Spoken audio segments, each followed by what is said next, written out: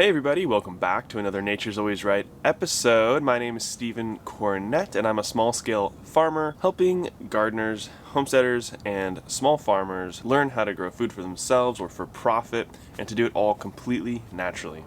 So today we'll be learning about dry seeds, soaked seeds, seeding densities, how to weigh them, what soil to use, what trays to use, how to harvest them 4 different ways, how to clean and pack them at the end. So I'm showing you my entire process that I do for selling microgreens on my farm.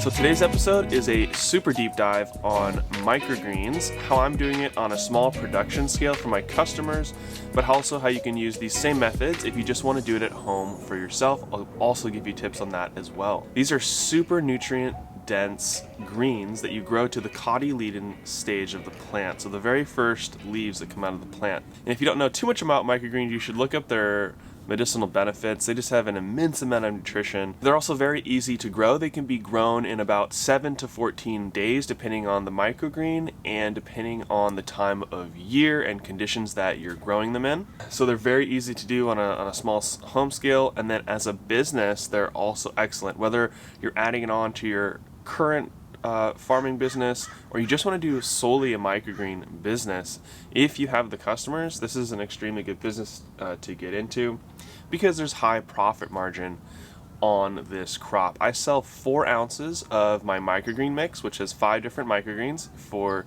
$6, or I sell 2 4-ounce bags for $10. Alright, let's go learn some more and seed some microgreens. For my mix, I do a mix of 5 different microgreens: pea, sunflower, radish, broccoli, and then some sort of other brassica like kale or tatsoi or mustard green, something. So today we're going to be soaking the microgreens. This is typically done with the larger seeds. There's different ones like cilantro or beet seed. That's also some examples of some ones that do better with soaking. The reason that we're soaking the seeds is these big seeds absorbs all the water into the microgreens, and it just helps give a better germination rate and will speed up germination as well. I've got my bulk amount of sunflower here that I got from Trulieve. These are black oil sunflower seeds. So you're also going to need some sort of electronic scale and then just some simple buckets that are clean. So one thing you may also want to get for yourself is some food grade hydrogen peroxide. This is used for sterilizing the soaked seeds. So one big problem with microgreens that you can have is fungal outbreaks. For me personally, I don't really have those very often. If they are, they're very small and I can just put the soil on top to take care of that. So I don't use hydrogen peroxide. Some people will. They'll mix a little bit in with their water when they soak them. So just take note of that. I'm not really going to teach you guys about that, but look for someone else's video if you want to look into that. I'm in dry weather San Diego, so that's one of the big reasons I'm not having the fungal problems that other people do in more humid or indoor environments. So we want to set our scale to grams, and online you can find huge resources of 50 different microgreens and how much you should weigh them out to for soaking. I know Bootstrap Farmer has one if you look it up on their website. So I've just figured out over time through experimentation that 500 grams is perfect for 3 trays. And then for the peas I do 280 grams for 1 tray. So we're doing 4 trays right now. Okay, let's go put some water on these, and then we're going to let them soak for about 12 hours. I found that's a good amount of time for them. Some people soak a little less, some people soak a little more. Right around 12 hours seems to be fantastic. So I like to add in enough water so there's a couple inches above the seeds. The sunflower seeds float. It's a little harder to see. Just make sure that you add enough water so they can soak in all the water into themselves that they would like to. Okay, so the seeds have been soaking overnight for about 12 hours. Now we need to take these out and strain them, and then we will set up our trays.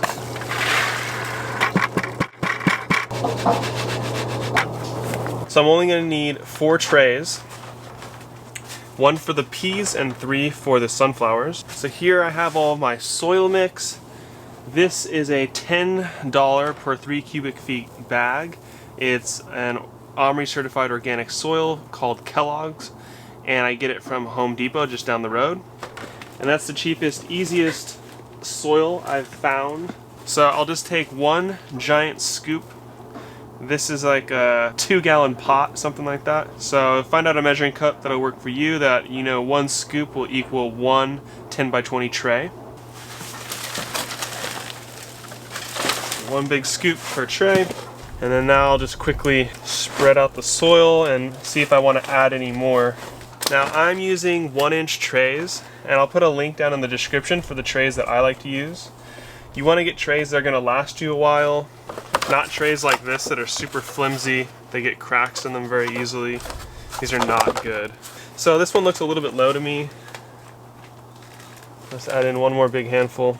That should be enough. And what I'm trying to get is just to have the soil to come up to about 1/4 inch from the top there. Doing it this way, that's enough soil to grow the microgreens, and I don't want the soil all the way flush with the top, because when I come and cut it with my greens cut harvester, it makes it easier for me to not get dirt mixed in when I'm harvesting the microgreens. And I'll show another video about how I harvest my microgreens. Okay, for the next step, I'll take any big chunks of wood or something that is maybe in that soil mix. I'll take those out of there. But I've noticed that even stuff that's a little bit chunky is okay for microgreens, but a finer soil mix is a bit better if you can find it. You can of course use coco coir, that's another great medium. I like to use real soil though, and this is very convenient, very close to my house. I also don't do a large amount of microgreens. I'm only doing about 8 trays a week, so the soil cost isn't that expensive. If I was scaling up and doing a lot more, then I think coco coir is a very good medium to use because of the cost. And it grows microgreens very well. So we're just going to water these in. And I've experimented. We're going to do this step next, where we compress. But I've noticed that the compression is really only necessary once it's wet. So go ahead, just get all your trays really well soaked. You also want to make sure to get trays that have holes.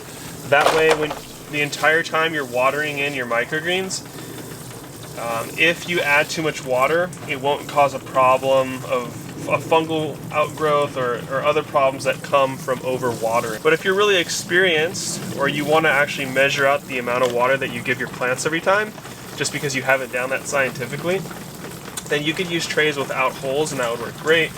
Some people bottom water their microgreens, and that's another excellent way to water microgreens. You just want to check and make sure that the soil is moist all the way through, all the soil is completely soaked through. So a quick side note, when you are filling up your trays with water, if your soil is one that likes to shed water really easily and is wasting a lot of water, one of the better options, if you're just using 10-20 trays, is to use a bottom tray with no holes. Put that on top with the soil. This one has holes in it, so it'll drain down and it'll just reabsorb all that water. If you don't have a 1-inch 10-20, then you could use a 2-inch 10-20, but this doesn't, you're gonna waste more water with this. Your other option for trays, another excellent tray option would be to get the paper pot trays. These are slightly bigger than 10-20s, as you can see, but they're very strong. They have excellent drainage for doing micros, and paperpot.co sells a bottom tray to help you water with these. Bootstrap Farmer, who is the company I recommend getting your 10-20s from, you can just use a 10-20 tray with no holes. And then after that, we're gonna come in with our little compressor here. The best would be to make a board that will fit in the 10x20 perfectly.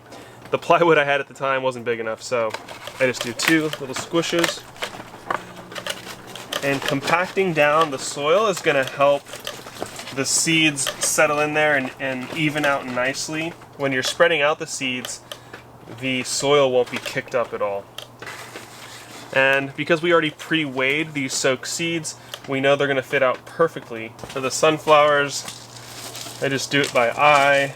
Just try to split it into thirds real evenly. Now I'll just spread all these seeds out. And I'm trying to make sure they're not on top of each other. It's just a nice thin layer across the top of the tray here. You can even shake it a little bit. That can help to get them spread evenly. Occasionally in the sunflower seeds, we'll have large chunks from the stalk when they were harvesting. I like to throw those out. Occasionally these will attract mold. I get all of my seeds from True Leaf Market, and I'll put a link down in the description that you guys can buy through, but they're my favorite seed company. Now what we're going to do is stack these. I've found that you can stack about 5 trays and be fine. And the reason we're stacking them is we want to give good soil to seed contact to help the germination. And then for the top tray, you're going to want to get a 1020 tray that does not have holes. It's important to use a tray with no holes on top so that when the microgreens sprout, they don't start coming up through the holes on top. So now we're going to take this to the location where they're going to sit and wait till they germinate. Once they germinate, they're going to actually push up. They're so strong in unison, they can actually push these trays up even with bricks on top. And it's pretty amazing. So in about 3-4 days, these will sprout and be ready, and I'll show you the next step in the process. So now we're going to do 4 more trays for my mix, and that's going to be radish, broccoli, tatsoi, and then a half and half of broccoli and tatsoi. And I do the half and half broccoli and tatsoi just as a backup and to give me some extra yield, because I like having a bunch of extra bags for myself and my 2 landlords at the end of the week. So this is going to work just like the soaked seeds. We just need to fill our trays. We're going to fill them up to the same level, soak them, and then sow our seeds. Alright, now for spreading the dry seed, I do not weigh out the seed. I just do it by hand and by eye. And I've just figured that out from experience. You, of course, could figure out the weight that you should be doing for each one of your trays. But for me, I haven't found that that's been super necessary. Whereas the soaked seeds, you really need to weigh them ahead of time because you're soaking them in water. So it needs to be an exact amount. So here's the seeds I'm using. These are China Rose. These are a green-leafed radish. The stems are pink, has a nice little spice to it. I love having the radish in my microgreen mix because it adds a real nice pop, just like arugula does in a spring mix. Another great place to buy microgreen seeds is Mum's Seeds. I don't have an affiliate link for them, but I'm going to put a link down in the description. They're another great place to get microgreen seeds. For spreading these out, it's pretty simple. You just want to lightly sprinkle them out.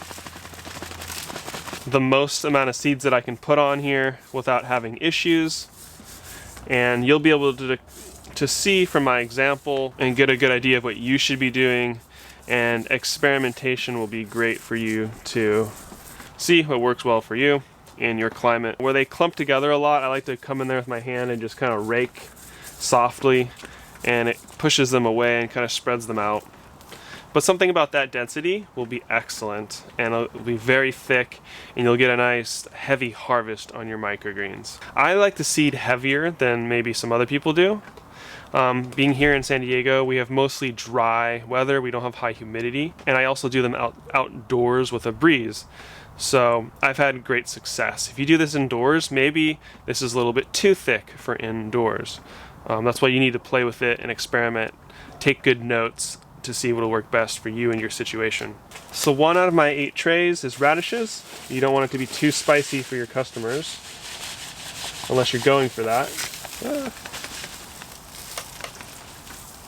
So sometimes you'll do it a little bit too heavy, like I did in these little areas, but I'll just take note of that and then just spread it out really well. So one thing you really want to make sure is that you have seed on the sides and the corners. The center always gets done really well, but it's something I always double check, and these seeding densities look really great. So the last step, just like the soak seeds, is to stack them for that seed to soil contact. The order doesn't really matter, but what I found is that putting the largest seeds near the bottom, because those are going to have the thickest, strongest stems, they can push up more easily. I kind of try to think about stacking them like that. So we'll put the radish on the bottom and then the other brassicas on top. Solid tray.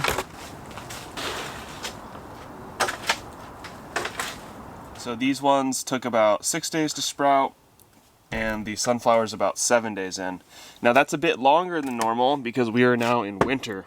So these colder temperatures at night and during the day are slowing down the germination rate. So next week, I will actually be starting my seeds probably a day or two sooner, so that I'll have a thicker and taller stand by the time I'm harvesting these. So let's move these up to my table where they're gonna continue to grow. So as you can see, these came out just beautifully. They're perfect. Occasionally, it's more often in the summer, you may get some little mold outbreak spots. And one way to deal with that I learned from a Curtis Stone video for some other professional microgreen growers is to use soil. So if, let's say you had a moldy spot right here, I would just take some of my soil that I use for microgreens, and then I would just spread that out very low, just enough to cover up the mold spot on the microgreens, and that'll stop it. If you don't put soil on it, then the mold issue will spread and it'll destroy a larger area of your microgreen. So that's just a great way to deal with any mold outbreaks. Now from here on out, for the non-soaked and the soaked seeds, they will get watered the same amount. Typically, I water them once a day in the morning. Now in the heat of summer, when it's very hot, I have 50% shade cloth on my greenhouse. I have full ventilation in the greenhouse just by having all the windows open. And then sometimes in the later afternoon, you are going to need to water it again. And you'll be able to know that because you'll see the microgreens start to wilt, just like any other plant. They'll wilt and fall over. If you can get water on them pretty soon after that, they'll usually just pick back up and they won't die or have an issue. But just be sure that you are watering adequately. So from here on out, I'll just water it once in the morning. It'll be in full sun, and this coming Friday, in another 6 days, that's when I will be harvesting these and selling them at market. So here's the sunflowers. I could put them out at this point, but I'd actually prefer letting these sit for one more day in darkness so they can stretch up a bit higher, and they'll actually have a little bit less white color to them and have a more of a yellow tone to them, and that's a little bit happier for me. Take a look at the peas. These are still too short to put out into sun as well. They'll probably need 2 more days. Now here's another trick that you can do for microgreens. This is how some people will grow their microgreens. They won't stack them. What they'll do is just plant the seeds and then cover with another tray like that to hide the light and force them to stretch up for the light. Now you can also do this a hybrid way, which is what I like to do. So I love stacking my microgreens. I never have an issue, and I think that's the best way, honestly, to do it efficiently. Then, once they have sprouted to this stage, rather than leaving them stacked, then I'll come in for the last couple days, cover, put it in darkness, force them to really stretch up tall. Then I'll put them into the light to finish out their growth. And this will just ensure that I have a much better, fuller, heavier crop at the end. Okay, so it's the next day, and now these are looking a lot more like I want them to. Do you see how they're a bit more yellow now? They got that nice curl there. This is ready to go. We can put these out into the sun. And then the peas, I want to let them go one more day. I want them to be like 3/4 inch to an inch, and then I'll put them out for the full light. So here's day 2 after being out in the light. So this is about how much water I'm giving them every single day, now that we're in winter. And then the day I bring the new seedlings out into the light, I always water them as soon as I put them out into the light.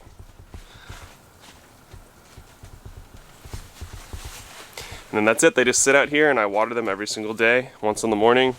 In the summer, 2 to maybe 3 times.